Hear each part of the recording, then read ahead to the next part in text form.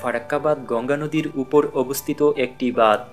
ভারতের পশ্চিমবঙ্গ রাজ্যের মালদহ ও মুর্শিদাবাদ জেলায় এই বাঁধটি অবস্থিত। বাংলাদেশের প্রথম পানি চুক্তি বা ভারতের সাথে বাংলাদেশের বিরোধ শুরু হয় এই ফারাক্কাবাদ নিয়ে। আমরা এই ভিডিওতে দেখব ফারাক্কাবাদ কেন তৈরি করা হয়েছিল, ফারাক্কাবাদ নিয়ে বাংলাদেশ ও ভারতের মধ্যে চুক্তি কী ছিল, বর্তমানে বাংলাদেশ সরকার দ্বিতীয় ফারাক্কাবাদ তৈরি করতে কত টাকা ব্যয় হবে। ফারাক্কাবাদ সম্পর্কে বিস্তারিত জানতে পুরো ভিডিওটি দেখতে থাকুন আর চ্যানেলটি সাবস্ক্রাইব করুন পরবর্তী ভিডিও পাওয়ার জন্য।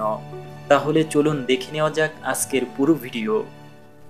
1961 সালে ভারত সরকার কর্তৃক ফারাক্কাবাদ নির্মাণ কাজ শুরু হয়, শেষ হয় 1975 সালে।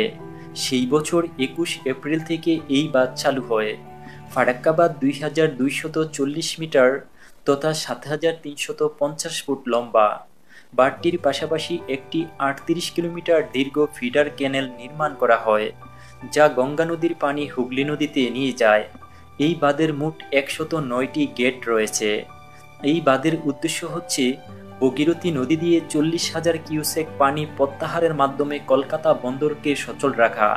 মূলত কলকাতা বন্দরের নাব্যতা বৃদ্ধির অজুহাতে এই বাঁধ নির্মাণ করা হয়, যা সোভিয়েত ও রাশিয়ার সহযোগিতায় তৈরি হয়। ভারত সরকারের উদ্যোগে বাংলাদেশের স্বাধীনতা লাভের পর 1972 সালে ভারত ও বাংলাদেশ পানি বিশেষজ্ঞ নিয়ে যৌথ নদী কমিশন গঠিত হয়। এই কমিশনের যৌথ সিদ্ধান্ত অনুযায়ী শুকনা মৌসুমে ভারতের অংশে ফারাক্কা ব্যারেজ ভাটিতে এবং বাংলাদেশ হাউস ব্রিজ ভাটিতে যৌথভাবে পানি প্রবাহ ও সংশ্লিষ্ট তথ্যাদি সংগ্রহ করা হয়।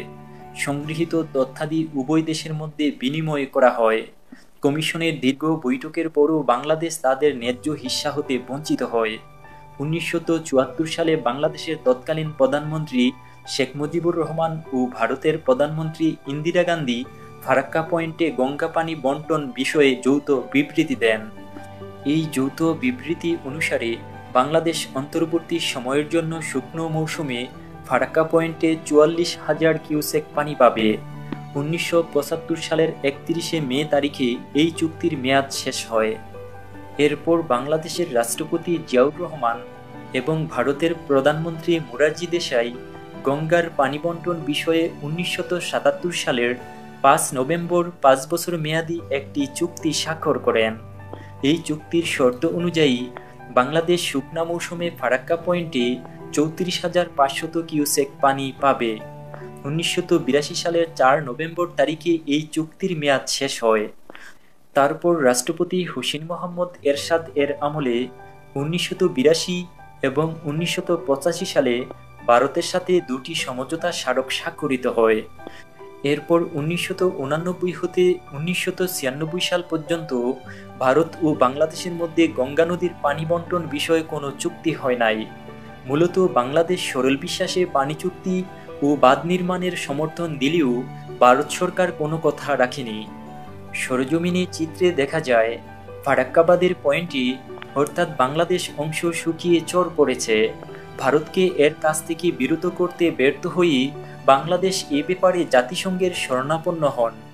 সর্বশেষ 1996 সালের 12 ডিসেম্বর ভারত সরকার ও বাংলাদেশ সরকারের মাঝে 30 বছর মেয়াদ গঙ্গা পানি চুক্তি স্বাক্ষরিত হয়।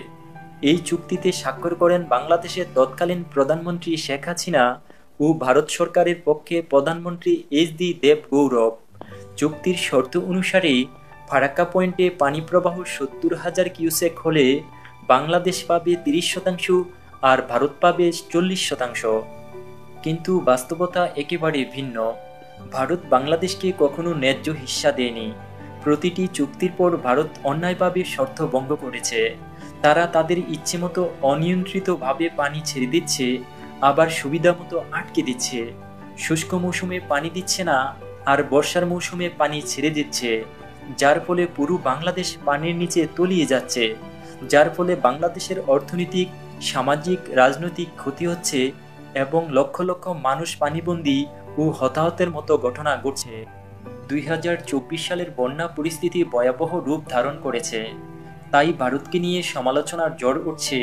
বাংলাদেশের অনেকেই প্রশ্ন তুলেছে, বাংলাদেশ আরও একটি দ্বিতীয় ফারাক্কা বাঁধ নির্মাণ করবে।